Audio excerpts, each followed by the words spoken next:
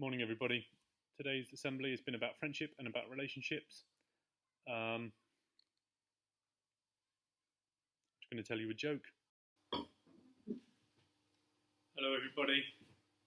My name is Professor Far-Thead, and today I'm going to talk to you about my invention, the thermos flask. Now, this thermos flask is amazing.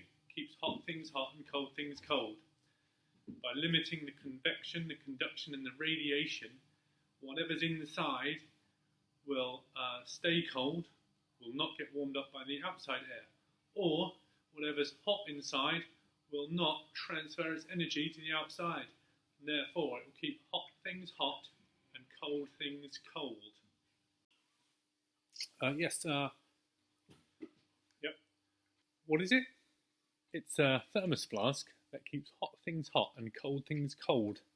What's it do? Well, basically, it's a thermos flask that keeps hot things hot and cold things cold. So what have you got in it right now? That's an excellent question.